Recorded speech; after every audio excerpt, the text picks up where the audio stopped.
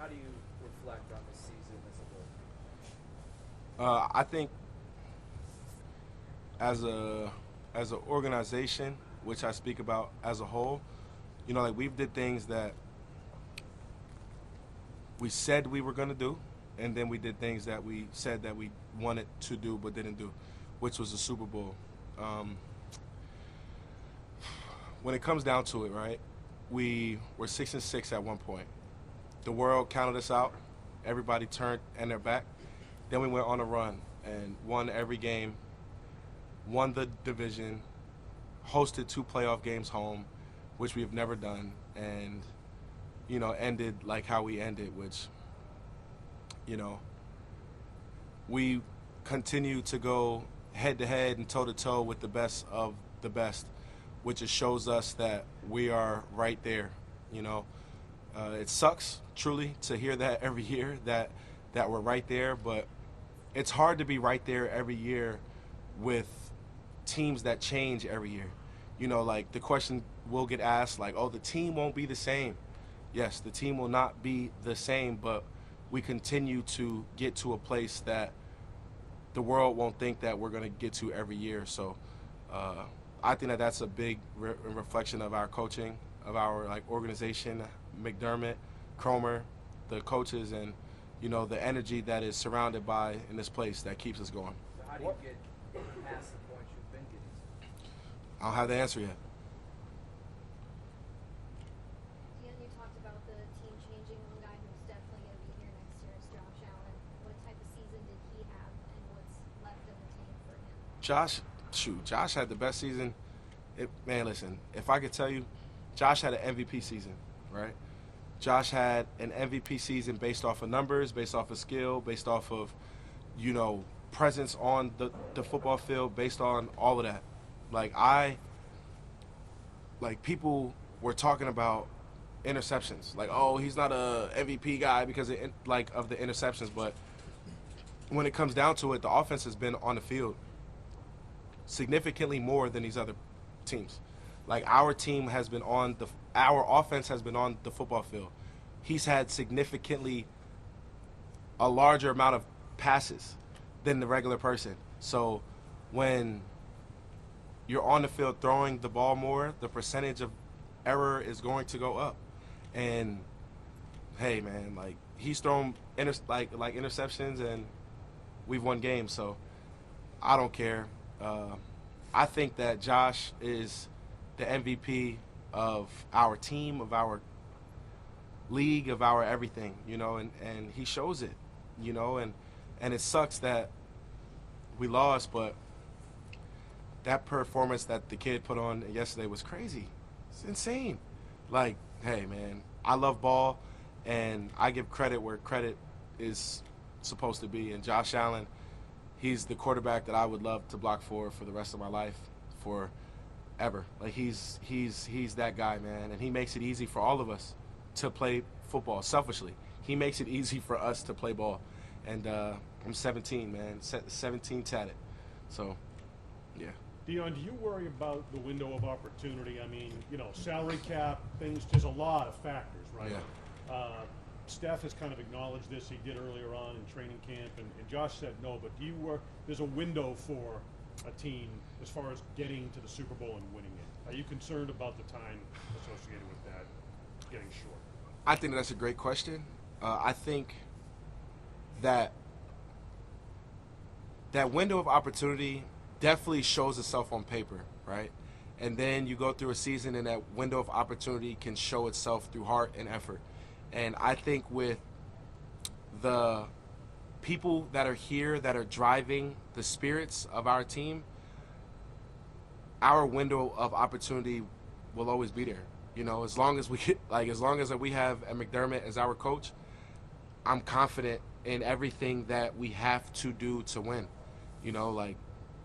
As long as the O-line has Cromer and Austin, I'm telling you, we are going to be okay. As long as we have our receiving coach and our running back coach and our D-line coach and our guys that are here, even our DB coach, as long as our guys are here that's controlling the pieces and controlling how we are coached, I think that window is it's never shut. You know. You brought up the offensive line, and we've had these end-of-season news conferences where line of scrimmage has been an area of concern or an issue, but the progress. Talk about, I guess, the O-line as a group this year, right? And maybe the progress and the consistency that exists. You really want me to talk about the O-line? Well, look, I'll talk about it. The O-line is. I'm biased. The O-line is the best group of our team. The D-line and the O-line. I think that our trench battle capability is insane. Like the fact that we drafted a rookie and the rookie played every single snap. All right, don't turn your head to that because that's crazy. I'm sorry, like that's crazy. He played every single snap at the highest. Like he's a legend. Like, come on, like people don't like do that as a rookie. And then you have Spencer that went through what he had went through, and I don't know, Spencer balled out. We got Connor from a whole different team. People like an organization that I guess didn't want him, and now he's my left guard, and he played balls to the wall. Mitch, dad is great. Dad just stays dad. Truly, like he just stays dad. He stays consistent, and then you got me, right? And every year I'm taking steps. I'm gonna take a step every year. I'm taking a step every year that I'm here, and I will continue to step. And for the people that are following and letting me lead in my way, they're learning, and it's trickling over to the O-line. Whether it's me and Mitch, if it's me, if it's whoever. Like as a unit, we are doing what we're supposed to do, and I'm thankful. I am truly thankful. And I started this off, and I said, Josh makes it easy to play football. Josh makes it easy to play ball, and he's got us out of trouble. He's made mistakes disappear. He's made days that we might have not looked the greatest make us look the greatest. So I think truly this is a offensive room from top to bottom, from our practice squad guys to the top of the room. I think that this is the best room that I've ever been a part of. And I know that this is the best room that I've ever been a part of. And this O-line is the reason. Like, we are the reason why we had an opportunity to step closer to our goal. We're not fully the reason why, but we are in good grace of why we've had the opportunity, because we've been available. And I tip my hat to those other 4 guys, and even our guys that are in pads waiting, like on the sideline, like Batesy and Vandy, like those guys, and even Dave, our swing guy. Those guys have done a great job all year, and it's sad that we couldn't get it done, but those guys done shown it, man, and I ride with them, and they ride with me. But the O-line is definitely a staple of this football team. You're very in tune with this community. Yeah. You know how their emotions are with this team, how they are tied. There's a lot of hurt people today. They're feeling bad about everything that happened. You are too, I'm sure. But you've always been good at giving the message in whatever way. What would be the message to Bills fans today and Bills Mafia from you? Sal. The message that I would give is, if you've always believed, hopefully we've given you a reason to believe just a little bit more. From where we were at, from where we started, from where we hit a low, and from how we finished, hopefully you're still believing, because we believe in you guys as much as y'all believe in us. And the way that y'all came like to that stadium yesterday, it was amazing. So just keep fighting, just keep fighting, please, because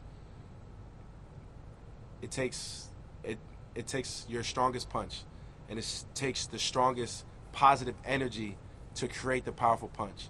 So if you're with us, stay with us. If you're not, good luck to wherever you're going. Simple as that. But it's Bills. It's Bills Mafia here, so love you guys. Dion, do you think that you found a reason this year to keep, like you said, to keep believing? Was there something that you found this year? That to keep me Yeah, believing? what you just said to Bills Mafia, did you find that as well this year? I have it every year, you know. I'm a believer, you know. Like, I'm a true person. I live with love. Like, I live with a vulnerable state of life. Like, I'm free. Like, I let the world have my true self. I don't sugarcoat it. I don't try to fake it. Like, I'm just Doc. I'm truly just Doc. So, the belief is within, and my teammates give me hope. Seeing them like come to work every day gives me hope. Guys like Poyer and Poe. I'm sorry, guys like Poyer and Micah. I said Poyer and Poe, but guys like Micah and Poyer. Like, I sit like next to Poyer in the locker room, and I look at him every day, like, as he comes in, and he comes in with the "let's do it" attitude. So that's what I'm on. Let's do it. So the hope and the belief it's in here. So I just keep it pushing. You said you take a step each year. Where did you feel your step was this year? I think I took a double step. Truly, I mean, it's the truth. Like I feel like that I've had the best season that I've ever had. Truly, like, I've changed my relationship and with God. I've changed my person just a little bit better, hopefully, and it's been working. Like the pieces that I have around me help fuel me in the right direction. You know, like, I have a great relationship with Will Greenberg, which is one of our strength coaches, and he keeps me on my schedule of what I'm supposed to be doing on and off of the football field.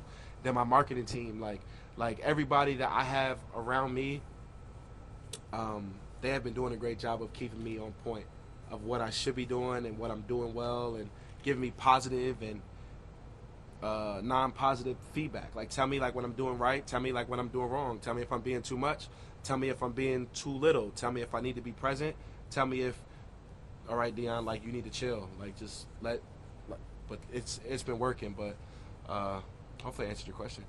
Yeah, cool. There's some young bucks on the roster in Cybo, Dalton, James, Yeah. Khalil. Why is the future looking bright with those guys on your side? Man, Cybo, I started off 100% snaps. That's a good start, and he's a dog. I think that he's the best in his class. Cybo, Dalt has came in here and made play after play after play, made a name for himself early or in a hole. Our young guys, as simple as that, they came in when we needed them, and they did what we needed them to do, and they did it. So that just means that the future is bright. What's your off-season look like? What's your off-season look like? What's your plan? What are you going to do? Just take some time? Are you going to go train somewhere? Of course. I'll be in Florida. I don't know when. I'm going to be in Buffalo for a little while until this kind of softens up. But I have a couple things that I have to do. Like, I'm still hoping for the Walter Payton, so I'll be at the Super Bowl. I'm blessed that I'll be at the Pro Bowl. But my off season, it'll be snow being snow. A bunch of craziness, bunch of fun, bunch of love. So we'll see. Every year is different. I know that the O-line is going on a cruise. The O-line will be on a cruise. We'll be on a cruise. So, yeah, we got sent packing, and we're going on a cruise sooner Who than organized that? I did. Yeah, so I went like on a cruise with Captain Sandy, and it was my first time, and I was amazed. I was like, wow, like, this is what cruises are like. Why haven't anybody else been speaking about cruises? Like, unlimited food, unlimited desserts, unlimited entertainment. Like, we're here, all right here on just a little rectangle, like, you know, or just like, you know what I'm Where are you saying? guys going? Can't tell you yet. Gotcha. Because we don't know yet, but we're going somewhere fun. Dion, you talked about the coaching staff and how much you want those guys to stay around. Joe Brady, the job he did, what was your perception of that? Would you like to see him as offensive coordinator? Joe Brady is our guy. He made this season fun down this stretch. He's made it fun. And not to say anything about Dorsey like made it fun too, but he has made this so much fun. With the amount of times that I get to pull and hit people, like we are calm, violent people. You know what I'm saying? So the fact that he allows us to be violent in fun ways, I'm cool. And he's put Josh in a good position. He's put Cook in a great position, and our receivers, like he's put everybody in a position to win, and we won with doing that. So I think that he'll be okay. I think that we'll see him again. I think the main complaint on cruise ships is that the rooms are small. Is that going to affect the O-line? Spencer, maybe Spence, but no, it didn't really affect me too much, because as long as I got a bed, I could just tuck and roll, you know, like I'm good. So I think that the boys will have a good time, and I don't think nobody else has been on a cruise but me. So the first time is always the best time. I'm telling you, the food court is gonna get killed, destroyed. So I am happy to see it. You know, Saibo can eat, and he'll probably be tasting all. Because I don't know if you guys know, but on cruises, they accommodate to every background of people. Like, if you're Indian, you have Indian food. If you're Chinese, there's Chinese food. If you're Asian, like there's Asian cuisine.